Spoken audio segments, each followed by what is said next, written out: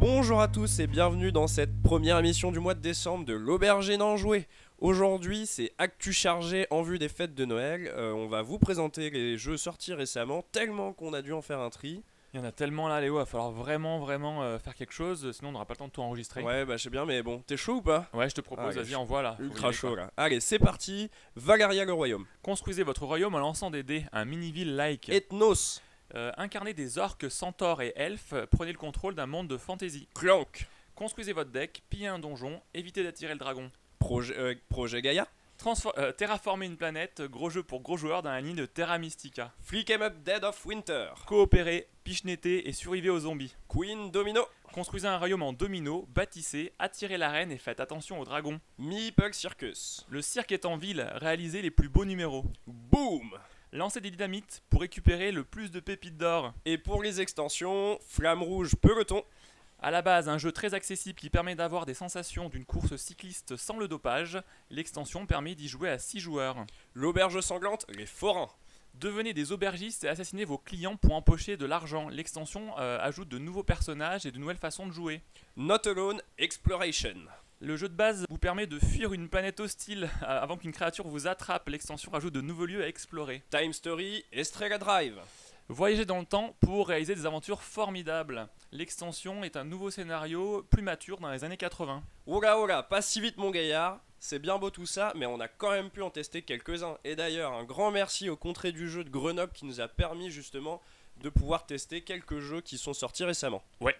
Et on commence tout de suite par Oliver Twist, donc de Bruno Catala, de Sébastien Pochon. merci Sébastien Pochon, Maud Chalmel, et c'est sorti chez Purple Brain Creations. C'est pour 2 à 4 joueurs et les parties durent environ 45 minutes. Donc Oliver Twist, c'est un jeu pour s'en mettre plein les bourses, à la tête d'une bande de gamins des rues.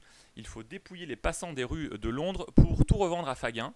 Le plus riche gagnera sa liberté.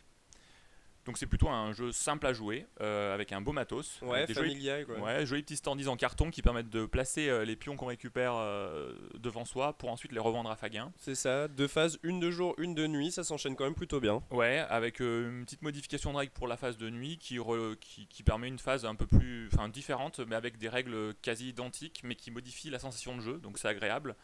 Et par contre, ce qui est assez cool, c'est que ça peut jouer quand même assez méchamment en fait. Ça peut jouer gentiment avec Tata Suzette. Voilà, exactement. Mais entre joueurs qui ont un peu envie, voilà, ça peut être assez méchant et se faire des petites crasses, c'est plutôt agréable. Tels des gamins des rues qui ne sont pas du tout éduqués. Voilà, c'est ça. On enchaîne ensuite sur un deuxième jeu. Allez, Photosynthesis de Jalmar H, Sabrina Miramont, et c'est sorti chez Blue Orange pour 2 à 4 joueurs en 60 minutes. Donc voilà, donc un thème original, la pousse des arbres. C'est accessible, c'est poétique et c'est beau. Le matériel est super joli, c'est en 3D avec. C'est vraiment étonnant, j'ai voilà. jamais vu de jeu comme ça avant. On voit des arbres qui grandissent sur le plateau. Le seul petit bémol, c'est que le système de jeu est fait de points d'action.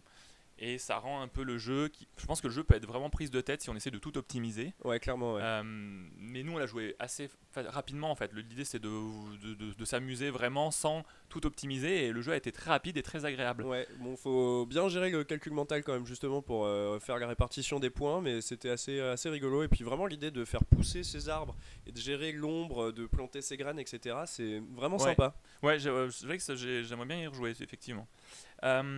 Maintenant, on part sur Ilos. Allez, Ilos, donc de Frédéric Guérard, Paul Malafaillon, et c'est sorti chez La boîte de jeu. la boîte de jeu, ouais, Et Ori Games. Et Ori Games.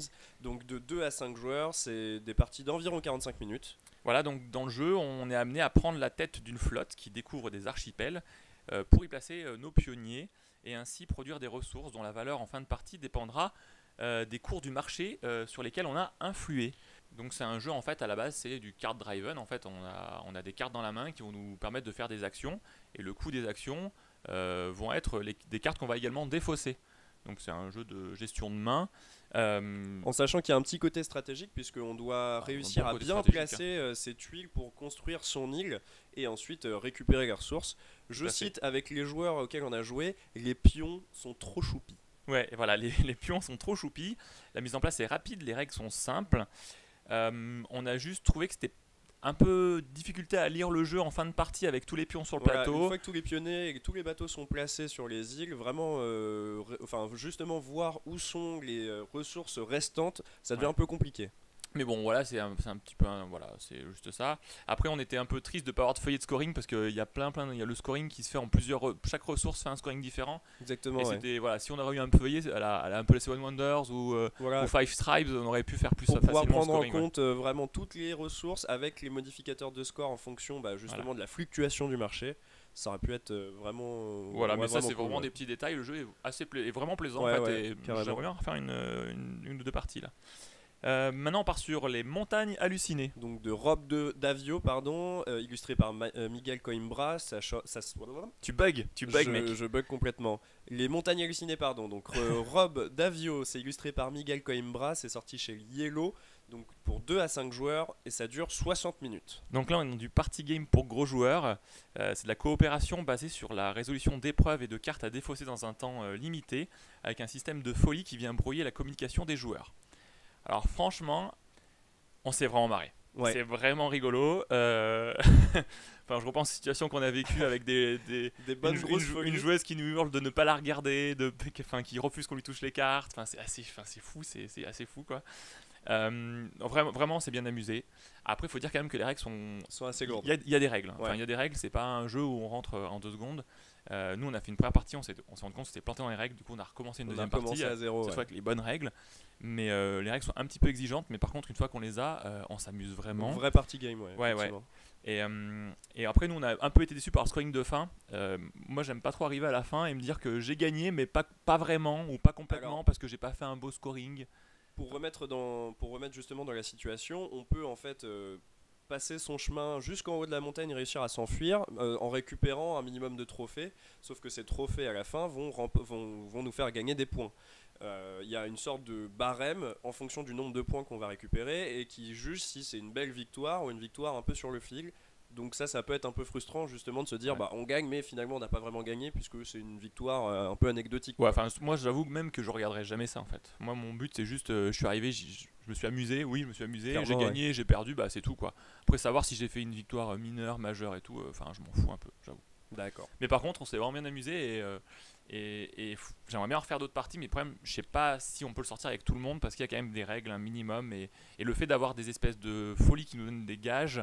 Il faut que les gens soient volontaires. Ça peut gêner certains joueurs. Ouais, donc là, comme tout bon party game, c'est aussi très dépendant du public qui y joue. Et donc, du coup, il faut vraiment être volontaire pour bien appliquer ces folies. Quoi. Parce que ça nous fait hurler, ça nous fait faire des trucs un peu fous. Mais beaucoup d'interactions comme drôle, ça. Ouais.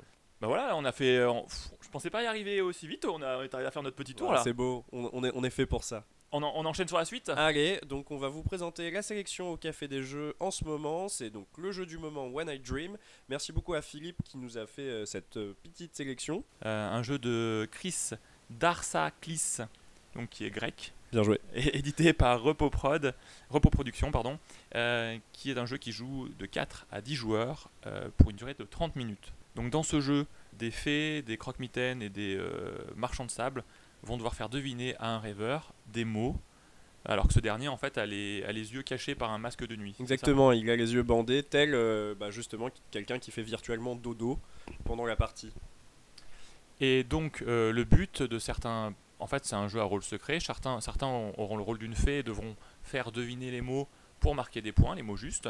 Les croque-mitaines, eux, devront faire tromper le rêveur pour pas que le rêveur marque de points et pour eux marquent des points. Le fait que justement le rêveur ait les yeux bandés et donc du coup doivent deviner le rôle de chacun des personnages et donne des situations justement assez cocasses. Nous on s'est vraiment bien marré quand on y a joué. Ouais, moi je me suis fait bien piéger parce que par exemple il y avait une joueuse qui me faisait absolument pas confiance et qui faisait confiance tout le temps à Léo, et Léo il disait que des trucs pour la faire se tromper. Exactement. Et à la fin il a marqué style 10 points alors que voilà, nous on n'avait pas de points et c'était une horreur. Mais c'est vraiment marrant. Pour vous dire, nous on a joué à 4. 4 c'est le nombre de joueurs minimum. Normalement pour les party games en général ça donne des parties qui sont parfois un peu biaisées ou moins rigolotes que quand on est à 10. Moins rythmées ou dynamiques. Et pourtant je dois vous avouer qu'à 4 on s'est vraiment marré. Et, ça s'enchaîne très bien. C'était vraiment cool, même à 4 joueurs. Donc je comprends pourquoi Philippe dit que c'est le jeu du moment parce que c'est vraiment bien. En plus le matos c'est assez fou, ils ont fait un lit en plastique. Un petit lit sur lequel on met les cartes, c'est vraiment bien foutu. Non mais c'est cool, c'est vraiment bien. On s'est bien marré. Retrouvez les events du café et leur actualité sur leur page Facebook. On va coller un lien dans la description qui emmènera vers leur page Facebook.